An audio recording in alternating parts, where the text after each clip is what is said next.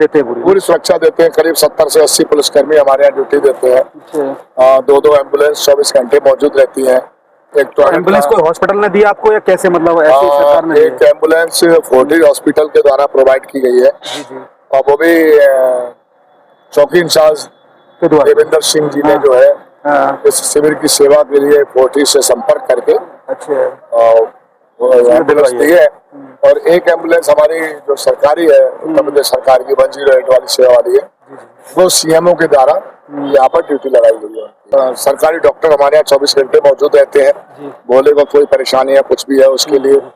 और हमारे मित्र हैं रिंकू सिंह राठौर जी, मित्र भी हैं, हमारे बड़े भाई भी हैं और हमारे हनुमान जी भी हैं। अच्छा, हमारी एक बहुत अच्छी जोड़ी है। कुछ सवाल मैं वो करना चाहूंगा जिसपे कुछ विपक्ष राजनीति करने की कोशिश कर रहा है। जैसे वो कहता है कि भाई, विपक्ष कहता है कि कहीं ना कहीं जो युवा है उसको भक्ति में और कहीं जल में कहीं लगाया जा रहा है और कहीं ना कहीं बैकडोर से देश को बहुत कमजोर किया जा रहा है। इस बात कैसे देखोगे भाई, जो भक्ति में सनातन है, देश हमारा हिंदुस्तान है, वो हिंदू की तरफ बढ़ रहा है, तो उसमें आप जो दूसरा विपक्ष बोल रहा है उस पर आप क्या कहना चाहोगे, क्योंकि आप 12 साल से निरंतर सेवा कर रहे हो?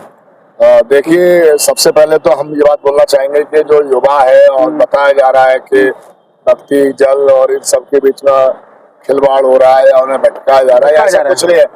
हमारी जो शिक्षा का ध्यान नहीं है, हमारी जो संस्कृति है वो क्या कहती है, आप देखिए कि जो हमारी पुरानी परंपरा है और जो संस्कृति को अगर लेके चल रहे हैं, गाँव देहात में आज भी संस्कृति जिंदा है। वहाँ पर आप देखिए माता पिता के प्रॉपर तरीके से लोग पैर छू रहे हैं, बड़ों का सम्मान कर रहे हैं और जो हमारे अतिथि है या कोई भी है उनसे भी अच्छे से बात करते हैं।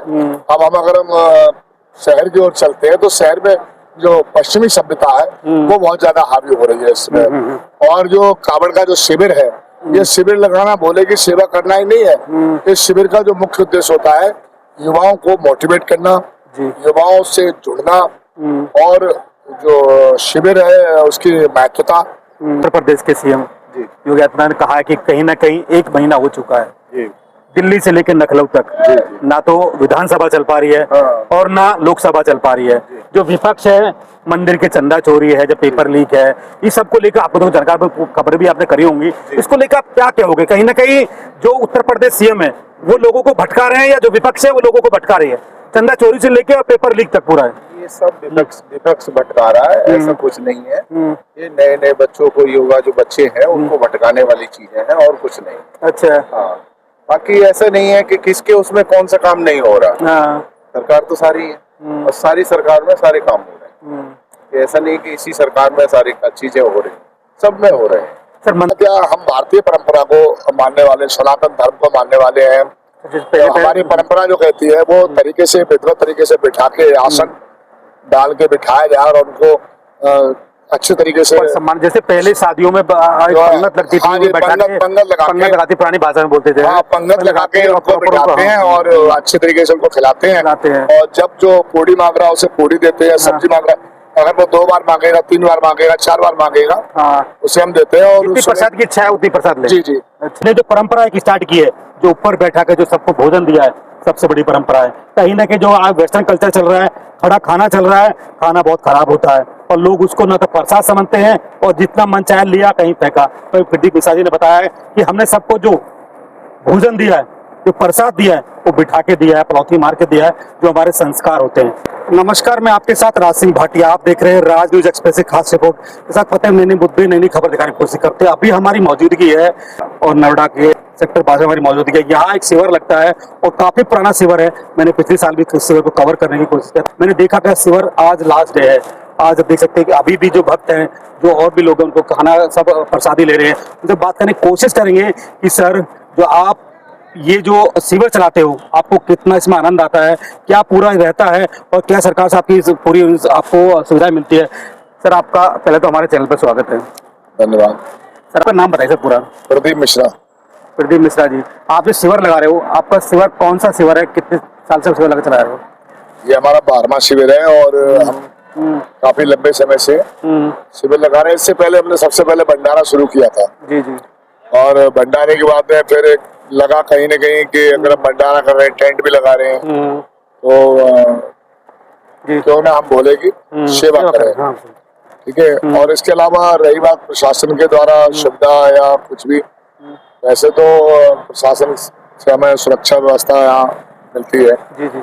इसके अलावा जो लाइटिंग वगैरह आप देख रहे हैं, ये लाइटिंग नोएडा अथॉरिटी के द्वारा प्रोवाइड कराई गई है। तो ये प्रोवाइड करेगी, ऐसी कुछ यूनिट फ्री मिलती है या कुछ पैसा देना पड़ता है इसके? नहीं, इसके लिए हमें कोई पैसा नहीं देना पड़ता है। कोई पैसा नहीं है। ये माननीय योगी आदित्यनाथ जी का ये आदेश है कि जो भी कांवड़ के शिविर है या जहाँ से भोले कांवड़िया गुजरेंगे, वहाँ पर किसी प्रकार की कोई कमी नहीं होना चाहिए और सारी व्यवस्थाएं होनी चाहिए। अगर कोई कमी भी है तो प्रशासनिक अधिकारी उनको पूरी करे।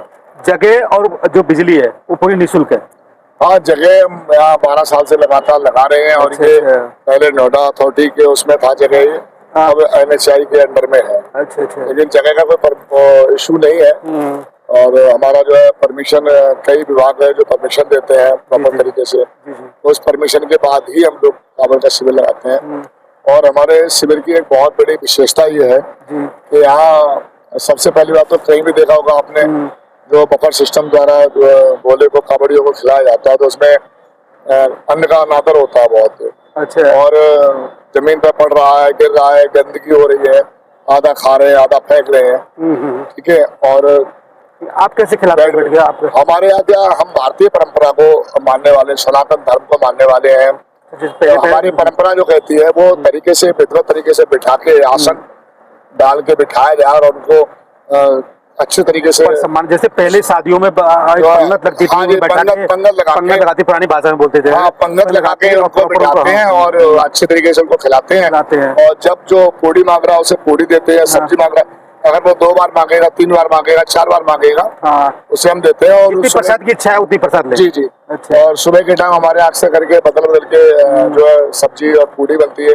शाम को भोले की इच्छा होती है कि चावल है, राजमा चावल है, छोले चावल है, दाल चावल है, और ये सारे आइटम है कि इनको जो है हम शाम को बनवाते हैं। और रात्रि में हमारे यहाँ आप देख रहे होंगे बेड वगैरह पड़े हुए हैं, सारे बिस्तर लगे हुए हैं, और उनकी सुविधा के लिए कूलर भी हमने लगाए हैं ताकि गर्मी का सामना न करना पड़े। पंखे भी लगाए हुए हैं। ठीक है। और रात में हो चाहे दिन हो, जो भोले हमारे सुरक्षा देते हैं, पूरी सुरक्षा देते हैं। करीब 70 से 80 पुलिसकर्मी हमारे यहाँ ड्यूटी देते हैं। 2 एम्बुलेंस 24 घंटे मौजूद रहती है। एक तो एम्बुलेंस कोई हॉस्पिटल ने दिया आपको या कैसे, मतलब ऐसे सरकार ने? एक एम्बुलेंस फोर्टिस हॉस्पिटल के द्वारा प्रोवाइड की गई है, और वो भी चौकी इंचार्ज देवेंद्र सिंह जी ने जो है इस शिविर की सेवा के लिए फोर्टिस से संपर्क करके एम्बुलेंस दी है। और एक एम्बुलेंस हमारी जो सरकारी है, उत्तर प्रदेश सरकार की 108 वाली सेवा वाली है, वो CMO के द्वारा यहाँ पर ड्यूटी लगाई गई है। प्रदीप जी, आपसे मैं सवाल करना चाहूंगा, ये भक्ति के सारे सवाल आपने बताए, भाई सारी सुविधा सरकार दे रही है। कुछ सवाल मैं वो करना चाहूंगा जिसपे कुछ विपक्ष राजनीति करने की कोशिश कर रहा है। वो कहता है कि भाई, विपक्ष कहता है कि कहीं ना कहीं जो युवा है उसको भक्ति में और कहीं जल में कहीं लगाया जा रहा है, और कहीं ना कहीं बैकडोर से देश को बहुत कमजोर किया जा रहा है। इस बात कैसे देखोगे भाई, जो भक्ति में सनातन है, देश हमारा हिंदुस्तान है, वो हिंदू की तरफ बढ़ रहा है, तो उसमें आप जो दूसरा विपक्ष बोल रहा है उस पर क्या कहना चाहोगे, क्योंकि आप 12 साल से निरंतर सेवा कर रहे हो?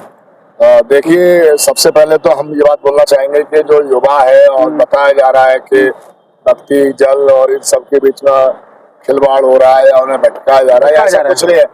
हमारी जो शिक्षा का ध्यान नहीं है, हमारी जो संस्कृति है वो क्या कहती है, आप देखिए कि जो हमारी पुरानी परंपरा है और जो संस्कृति को अगर लेके चल रहे हैं, गांव देहात में आज भी संस्कृति जिंदा है। वहाँ पर आप देखिए माता पिता के प्रॉपर तरीके से लोग पैर छू रहे हैं, बड़ों का सम्मान कर रहे हैं, और जो हमारे अतिथि है कोई भी है उनसे भी अच्छे से बात करते हैं।